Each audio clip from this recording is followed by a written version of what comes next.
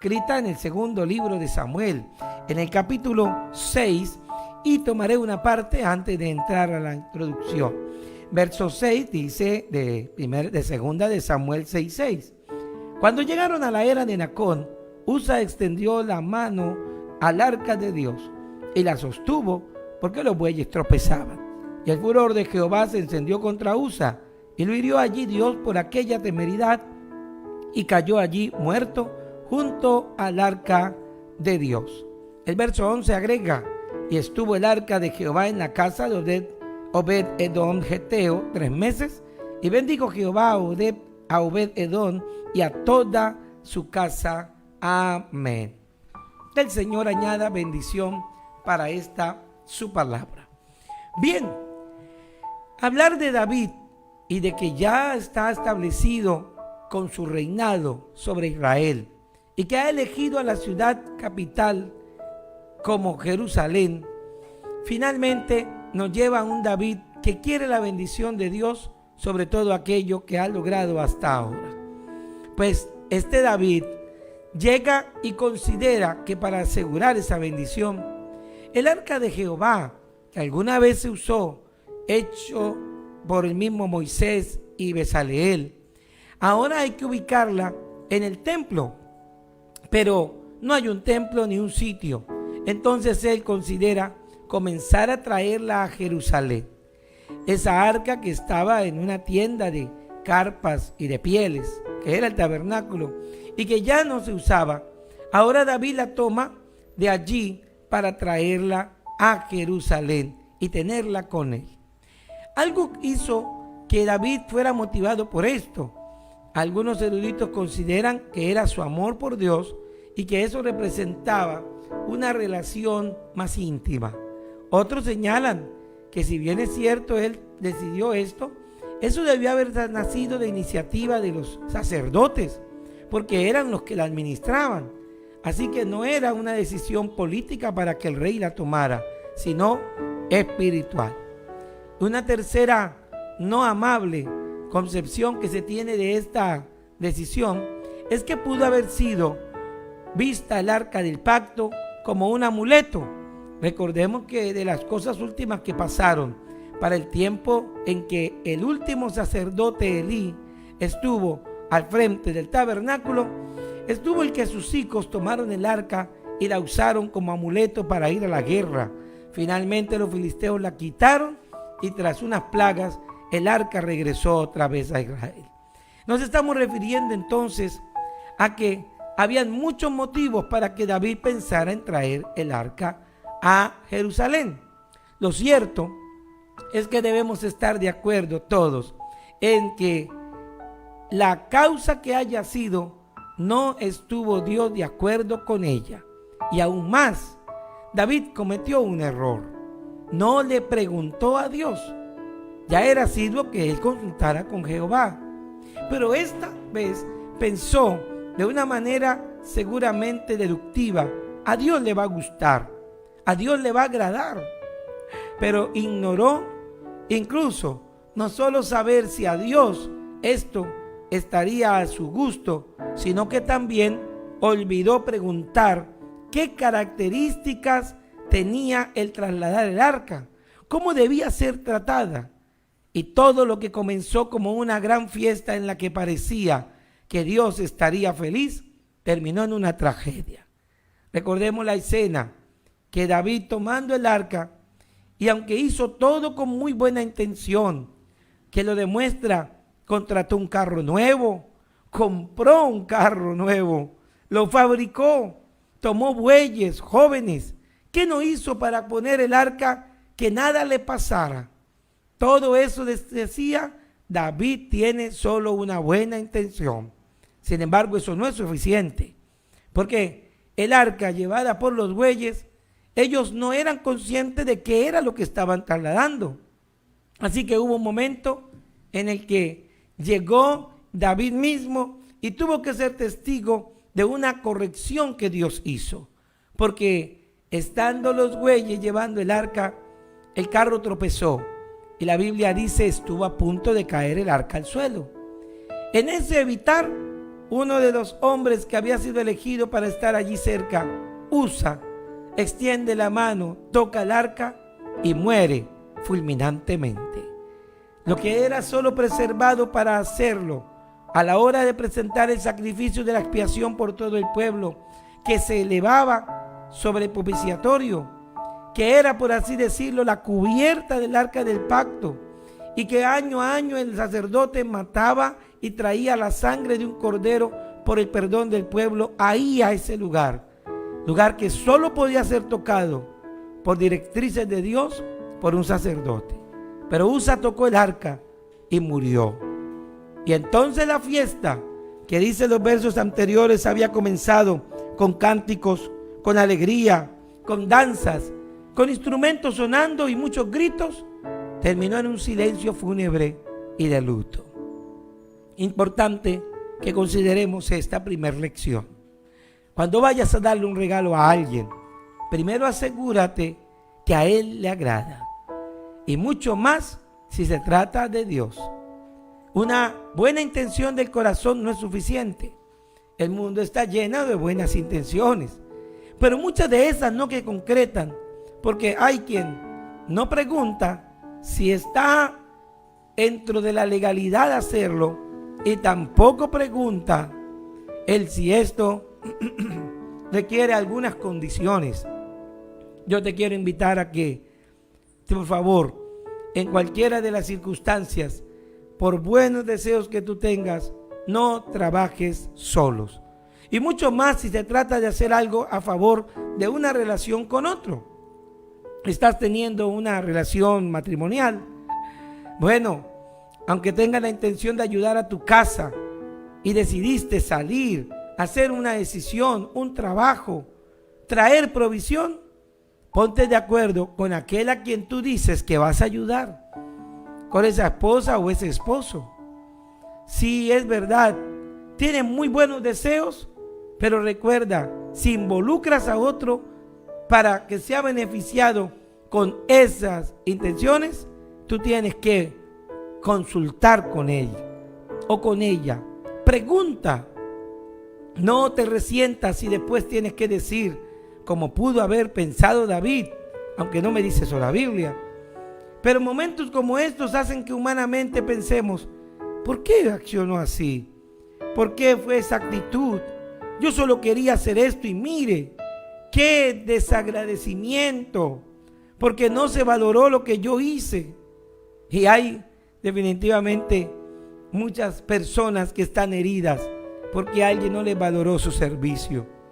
Yo solo buscaba hacer esto, yo solo buscaba hacer aquello. Recuerda, necesitas comunicación, porque esa es la base de la comunión, aún con Dios. Hablando de Dios, me lleva a un discernir de aquello que para muchos es su bandera permanente, el hacer la voluntad de Dios. Las personas que decimos cada mañana, hoy en mi agenda, desde el punto 1 al último, haré la voluntad de Dios, necesitamos antes de eso discernir la voluntad de Dios. Por favor, hay quienes oran diciendo, Señor, habla, Señor, habla, porque tu siervo oye. Pero hay otros que dicen, Señor, oye, porque tu siervo habla. Y parece que la voluntad de Dios es que hagan su propia voluntad. Eso no es lo que quiere Dios. Tú quieres acercarte a Dios con una oración, entonces pregunta, ¿cómo debo orar? Pregúntate si lo que yo estoy pidiendo coincide con lo que Dios espera que yo le pida para su plan. Santiago hizo una advertencia. Algunos piden y no reciben, porque piden mal y porque piden solo pensando en ellos. Oiga, usted está pidiendo algo, con razón le han demorado su respuesta y quizás no llegará si tú estás hablando es contigo mismo. Yo quiero esto, yo anhelo esto, y estás citando a alguien para que te escuche y solo complazca tus deseos. No, así no funciona. Si te acercas a Dios, dice la Biblia que Él concederá el deseo de tu corazón si eso le honra, de acuerdo a sus propósitos. La oración que Él enseñó dijo: hágase tu voluntad en el cielo, así como tú la haces en la tierra. En nada tengo yo que ver, sino el hecho de decirle a Él que cumpla su propósito en mí. David se atrevió a una decisión, se atrevió a hacer un culto para Dios, pero no invitó a Dios. Y ausente Dios, al contrario, encontró que otra causa pudo haber sido la que lo llevó a eso. ¿Qué es lo que hizo David? No me atrevo a pensar, sino en lo que pensaría el corazón de un músico. Recuerdo hace unos años una charla que daba un pastor anciano y que titulaba Tentaciones de los músicos. Y si este punto también es para ti, abrázalo. Él decía, no es la de los adoradores, es de los músicos. Porque un músico toca para sí mismo, pero un adorador toca y canta para Dios. Sin embargo, la tentación de un músico será el poder hacer un culto para sí mismo, el poder cantar solo la música que le gusta a él, el decidirse a que se le reconozca con aplausos lo que está haciendo y siempre esperando de que alguien le valore más su talento, cuando no es su talento, fue entregado por alguien que no salió de su propia riqueza, porque tu garganta, tu canción, tu mente prodigiosa que compone, todo salió de Dios. Yo aplicaría esto también a los predicadores. No nos prediquemos a nosotros mismos, dijo Pablo. Prediquémoslo a Él, anunciémoslo a Él y a Él en su máxima expresión de amor, crucificado. Sí, David hizo un gran culto, espectáculo, pero no estuvo atento a que Dios fuera el receptor de ese culto. Por favor, hazle un culto a Dios y tu vida no terminará en una gran frustración. Vive para Él. Eso me lleva a la segunda lección, que es la que trae esta historia. Con un muerto en la carretera, con el arca del pacto, ahora sembrando no alegría sino terror, David tiene que tomar una decisión en el camino. ¿Y ahora qué hacemos con el arca? Bueno, dice la escritura que temiendo David a Jehová en aquel día dijo: ¿cómo ha de venir a mí el arca de Jehová? Hubo una reflexión y entonces David decidió no traer para sí. Se lo vuelvo a leer. Verso 10 de 2 de Samuel 6. Y te dice, de modo que David no quiso traer para sí el arca de Jehová a la ciudad de David. Entonces David traía el arca, era para él y no para agradar a Dios. Decidió, ya no para mí, ya no voy a hacer esto para mí. Oye, ¿cómo están saliendo las cosas en las cuentas de tu negocio? ¿Cómo están pasando la situación, tu proyecto? ¿Cómo van esas etapas? ¿No están saliendo bien? Yo te invito a que hagas una prueba. Revisa si estás haciendo eso es para ti. Porque si es para ti, depende de tus fuerzas. Y tus fuerzas y las mías son limitadas. Pero ¿qué tal si haces un cambio y la haces para Dios? Y esa empresa la llevas para Dios. Y esa familia la vives para Dios. Y decides tratar a tu esposa no para que te agrade a ti, sino trátala como para que agrade a Dios lo que los dos hacen. Forma ese hijo no para ti, ni para un proyecto propio tuyo. Fórmalo para Dios. Este es mi ánimo esta mañana. Deja de actuar para ti y vive para Dios. Una frase que decía el apóstol de los gentiles era: ya no vivo para mí, vivo para Cristo. Y si vivimos para Él, vivimos. Y si morimos para Él, morimos. Y aun si dormimos para Él, dormimos. Y luego agregó, porque todo es de Él, por Él y para Él. No viva más para usted. Si te gusta el plato que te estás comiendo, dedícaselo a Dios. Gracias, Señor. Si no te gusta el plato que te toca comer porque se lo mandó el médico, y esto no me lo debo comer, no te lo comas para ti, cómetelo para Dios. Yo veo a los deportistas que aunque les duele tener que llevar cierta dieta o cierto ejercicio, dice, esto es por la copa, esto es por el triunfo, esto es por la victoria. Bueno, la nuestra es de mayor valor, no corruptible, sino incorruptible. Vamos a hacer las cosas para Dios, no para ti y no para los demás. Buena decisión de David. ¿Será la tuya esta mañana? Por último, dice la Biblia que David, queriendo detener ya entonces en esa estación que la muerte le trajo, decide buscar una casa donde guardar el arca de Jehová. Seguro fue una casa vecina y cercana, porque no se arriesgaría a seguir avanzando.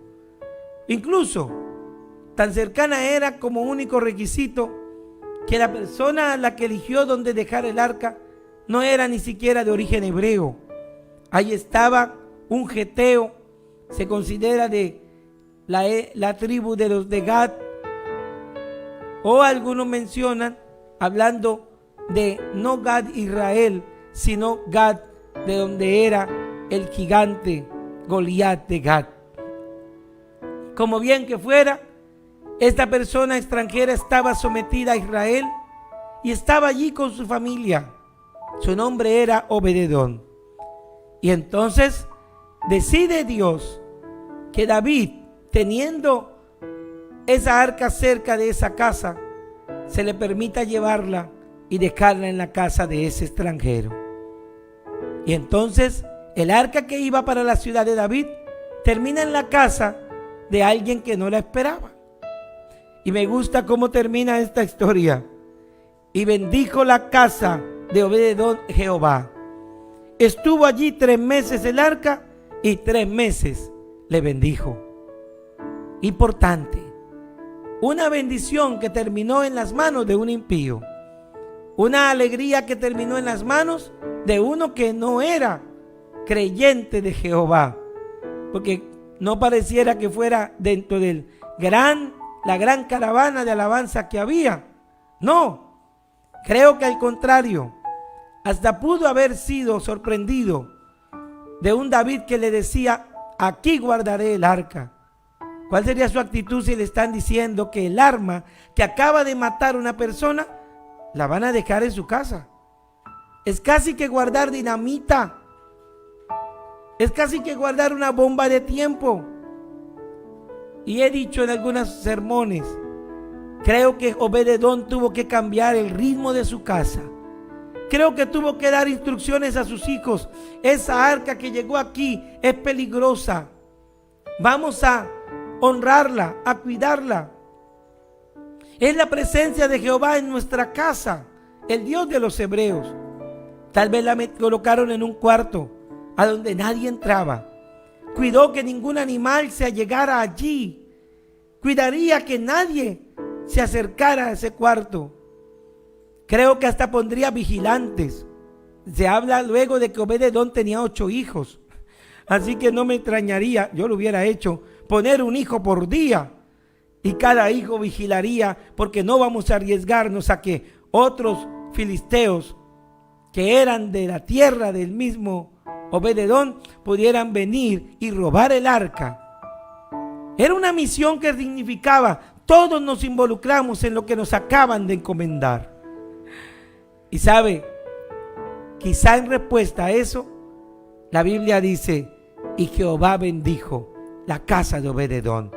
Mientras los cultivos de otros vivían la sequía, tal vez el de Obed-edom floreció. El enfermo que estaba en casa, su mujer o alguno de sus hijos, se sanó. Interprete usted como yo, ¿qué significa? Y bendijo Jehová la casa de Obed-edom. Porque había un Obed-edom que no se negó a recibir a Dios en su presencia.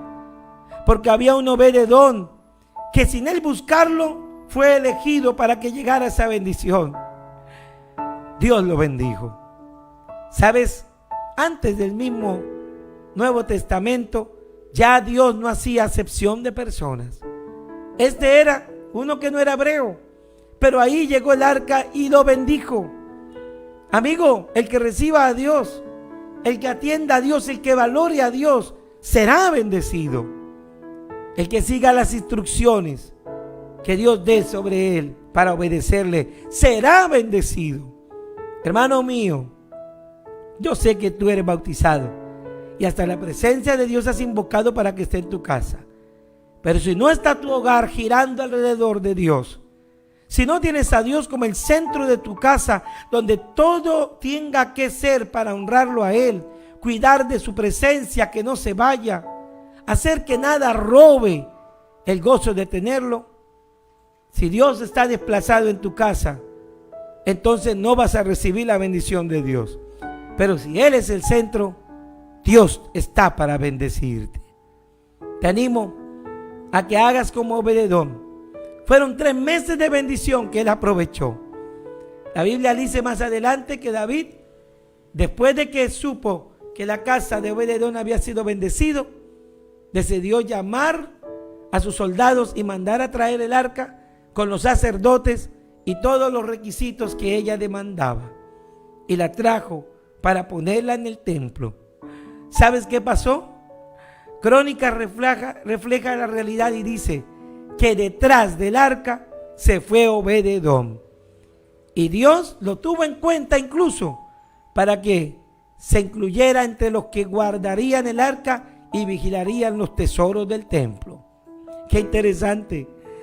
Obed-edom se convirtió a la fe hebrea. Obed-edom se involucró también con los hebreos. Amigo, amiga, si has sido bendecido por Dios, ¿qué haces en el mundo? ¿Que la bendición llegue y luego se vaya? ¿O por qué no la tienes permanentemente? Sigue el camino de Él y entonces vivirás lo distinto que es caminar con Dios. Te animo a que, hermano amado, cual David, aprendas la lección y la corrijas. Si has actuado para Dios pero sin consultarlo a Él, si has actuado para ti mismo, vuélvete ahora para obrar para el Señor. Y finalmente, como Obed-edom, también tú vive con tu casa solo y únicamente para honrar.